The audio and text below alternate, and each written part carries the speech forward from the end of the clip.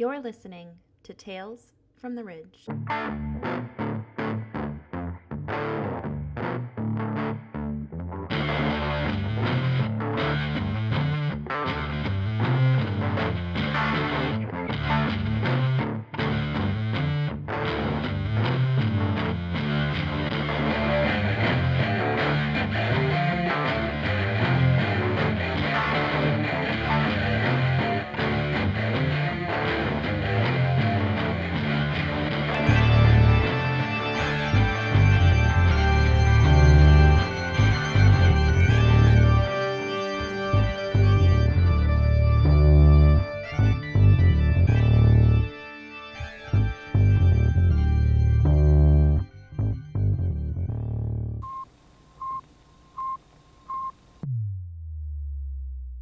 Episode 7, Fastest Gun in the Galaxy.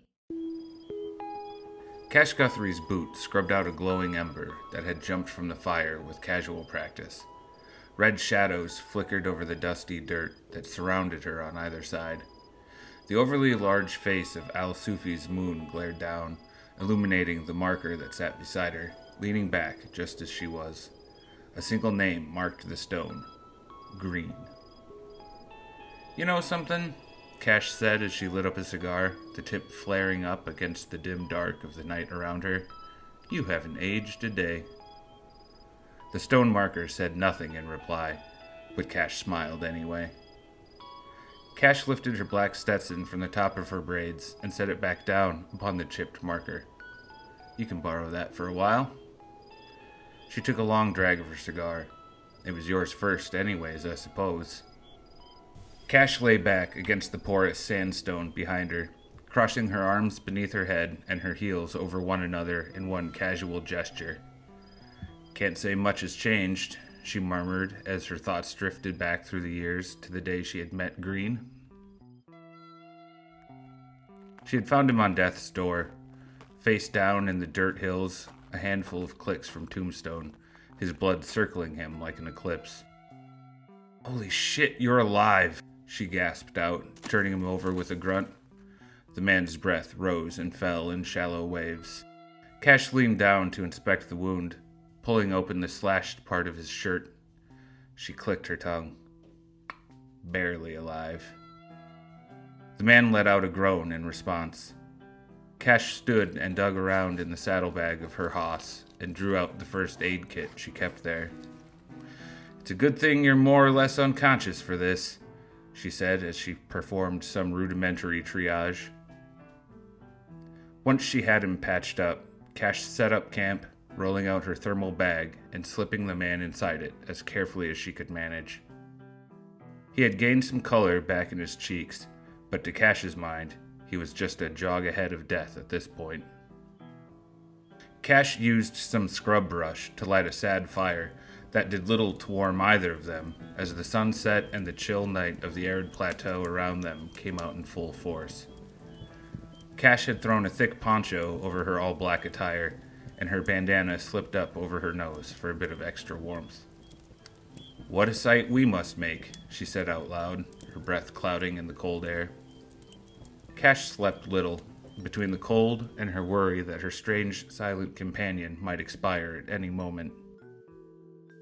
As the sand beneath them began to warm with morning light, Cash gave him a once-over again before she hefted him onto the seat of her hoss, balancing precipitously between her and the handlebars.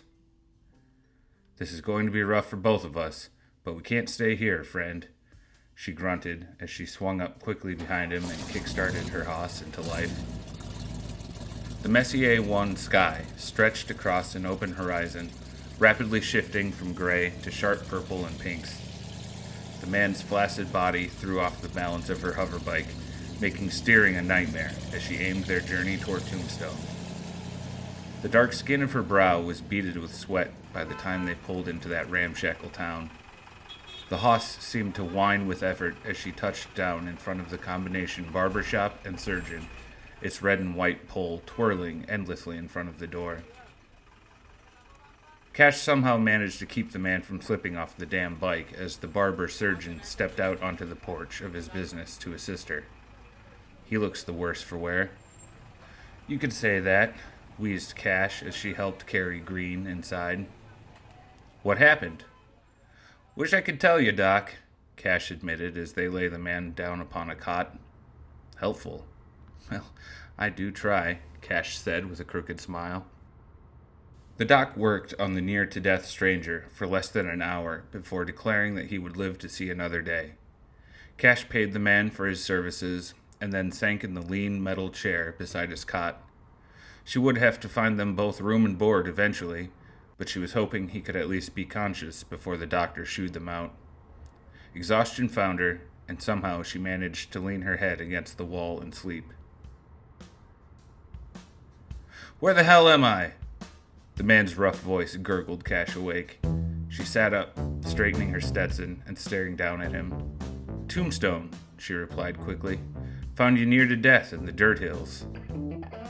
I suppose then that I'm alive thanks to you? The man stared up at her with red-rimmed gray eyes. You could say that. I think I just did, he gasped, trying to sit up. Slow down, partner. You've had a rough go of it. Thank you for your help, Miss Cash Guthrie. Miss Guthrie, but I really must be off. The man tried to stand, but sank back in pain almost immediately. Like I said, Mr. Greene. You've had quite a run of it, Mr. Greene. I'd take my hospitality if I were you. Greene studied Cash with a narrow gaze, his thin chest still shaking from the effort of trying to stand. I suppose you're right. Cash's thought wandered back to the present, where she sat beside the marker that stood over Greene's long decaying corpse. You were just as stubborn in life as you were about not dying, Cash sighed, staring up at the shining face of the moon. I could barely get you to sit still long enough to heal. Every day you made me wheel you out of that hotel so you could shoot cans off of fence posts. She paused in her ruminations to blow a smoke ring. You sure were mad I was a better shot than you, too, Cash chuckled. I don't make friends easy. Cash snuffed her cigar out in the dirt next to her leg. And neither did you. But it seemed only natural we traveled together for a while. You'd think it was funny, no doubt, that Grubb's trading post is still operating out of that old ghost town. The one we used to say would fall in a stiff breeze. Well, it outlived you, partner. Cash's solitary laugh echoed off into the distance. The sound died off, and Cash took in a deep breath that escaped in a sigh. Then you went and mucked it up. She slapped the stone marker with the back of her hand, her thoughts dancing back again to the past. I'm just suggesting, Cash, Greene's reedy voice rasped, sending waves of anxiety and fear surging through her, that since we're the top bounty hunters in this whole galaxy, we could make even more on the other side of the law, if you know what I mean. No natural predators. Greene's mouth spread into a thin smile that showed no teeth. And just how long would we be at the top of the food chain? Cash set down her empty pint glass and set him in the firm gaze of her brown eyes. Someone smarter, quicker, more hungry than you or I would arise to pick us off. You ain't got no imagination. Greene's grin twisted downward. You may be right about that, but I got sense, Cash growled back. Greene stood up rapidly from the table and stalked away, disappearing through the swinging doors of the saloon. Cash leaned back in her seat and rubbed at her cheeks in frustration. She stood and followed him out with a huff, hot on his trail. Greene, you're not going to go and get yourself killed after how long I've been keeping you alive. The man spun around, gray eyes flashing. You think you've been the one keeping us alive? Greene's face twisted into a sneer. You honestly think, between the two of us, you are the thing keeping our heads above water? Cash studied the ungrateful man for a few moments, her eyebrow twitching uncomfortably. Fine, was her response. Fine, you go on and get yourself into trouble, and we'll see how long it takes for you to get cut down. Don't follow me, was all Greene said as he spun quickly and left her standing there in the dust. Cash watched him for a long time as his figure grew smaller and smaller in the distance. She kicked at a rock in frustration, sending it skittering across the road as a motor carriage honked at her. Same to you, Cash growled as she flipped the driver the bird and slouched out of the road.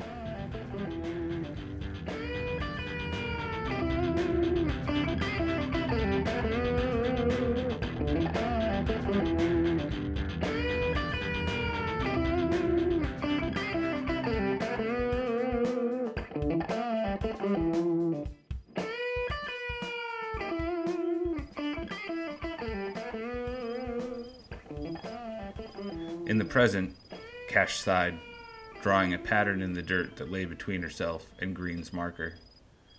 You made good on your threat, I'll give you that, Cash murmured. Wasn't long before you had a handful of bounties on your head, and more bars than you knew what to do with, I'm sure. Cash gazed up at the stars moving through the brilliant night sky above her. I knew it wouldn't be long before we crossed paths and exchanged bullets. I'll be honest, I was not looking forward to it. Somewhere inside my ego, I knew you were right, and you were the faster, the more talented gun. And facing you could mean the end of my ride, so to speak. Cash's memories stirred up again. She remembered the smell of Leadbelly that day. It was a particularly grueling heat, so dry a simple step outside was enough to make one parched. The buildings baked in the glare of Al-Sufi's sun. Word had spread amongst the galaxy's bounty hunters that Greene was holed up just outside town. It had been years since the two of them had parted ways, and in the meantime, she had hired up a talented posse. June Guthrie, her sister, now her right hand. "What'd you think, boss?" asked Boone McCreary, as their Haas hover bikes slowed near the hovel Greene was rumored to have bunkered down in. "I'm going in alone," Cash said gruffly as the ignition to her bike powered down. "You think that's wise?" hissed June. "He's liable to shoot you on sight." "I got a feeling," Cash said back calmly. "No one's a faster draw than Cash," Barker McCreary laughed. "What you so worried about?" "It's my job to worry," June said with a spit. Cash swung off her hoss and slowly approached the lopsided shack before her, her bandana pressed tight against her dry lips, filtering the unforgiving Al-Sufi air as her gaze drifted over the opaque windows splattered with dust and grime. The wood of the dilapidated porch groaned loudly beneath her boots, her spurs tinkling in response. The door to the shack was slightly ajar. Cash pushed it in with the tip of her shoe, taking an instinctive step to the side as it swung open into shadow. There was no sound from within, so Cash drew her shock pistol, holding it loosely at her side. As she moved forward, she took the door in her free hand and shut it behind her, the sudden darkness disorienting as her eyes adjusted. There was a flash of blue light against the black, and Cash yelped as her pistol was stung from her hand by the force of a bullet. It clattered into a dark corner, and Cash pressed herself against the door. "Cash!" she heard June's voice cry. "I'm all right. Don't come in." The murmurs of her crew were lost against a dry wind that shook the wooden frame of the shack. "I was hoping you'd be the one to find me." Greene's voice was calm and collected. Cash could see the vague outline of his shape materializing from the grimy dark, his shock pistol held steady, aimed at the center of her forehead. "I told you it would come to this," said Cash slowly. "I didn't disagree with you, did I?" Greene smiled, his teeth flashing against the gray light filtering in through the windows. "I got a whole crew outside," Cash warned. "We can take you in hot or cold. What's it gonna be?" "You're staring down my gun, and you still think you're the one in charge?" Greene chuckled. "You may be good, but you're outnumbered and surrounded," Cash pointed out. "You kill me now, and they're definitely not leaving you alive." "What makes you think I care either way?" Greene said carefully. "You cared enough not to shoot me as soon as I stepped through the door." Greene paused, a small smile tugging at the corner of his eyes above his bandana. "I'm not letting the law take me in, Cash," he said quietly, "so I suggest you get down." Cash had only a moment to throw herself onto the floorboards as Greene sprinted to the door, his shock pistol firing the moment he hit daylight. There was the sound of a chorus of gunfire, shattering glass, and then the soft thump of of his body hitting the porch. Cash lay there in the glitter of broken glass and the fresh light of day filtering through the broken windows. She sat up slowly, her movements as heavy as her heart. As she stood, she observed his body leaking blood at a rapid pace. Cash's crew seemed to sigh in relief as she stepped out into the dusty wind outside the shack and lifted Greene's black Stetson from the dirt. "Well?" Tack asked in her rumbling accent. "What now?" "We bury him," Cash said quietly. "We can't get the bounty without a body," Boone pointed out. "I know," Cash responded, her eyes narrowing authoritatively.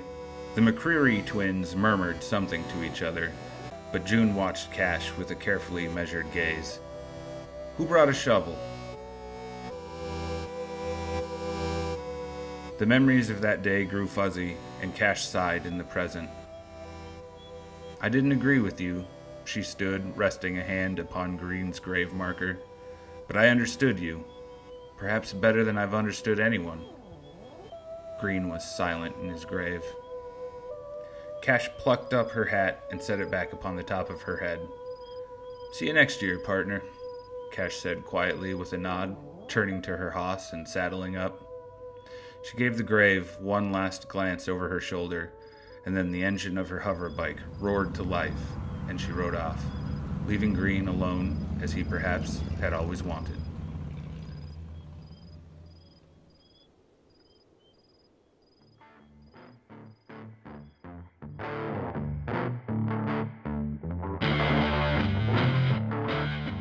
Thank you so much for listening to this episode of Tales from the Ridge. A special shout out to all my patrons: Rachel, AB, Robert, Mitz, Claire, Susasaurus, Matthew, Taysom, Vicky, Michael, Willow, Jill, Orsoya, Jessica, Franchon, Fritz, Rodney, Andrew, Megan, Kira, Katie, Camille, Emily, Andy, and Kat. If you liked this episode, give me a shout out on social media. Just search for R.E. Levy Author and you'll find me. You can support Tales from the Ridge and all my other projects on Patreon. Just look at patreon.com/RE Levy Author.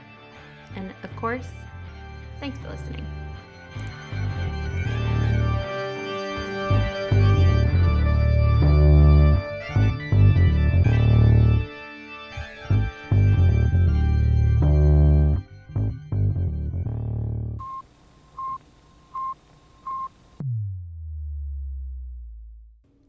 Episode...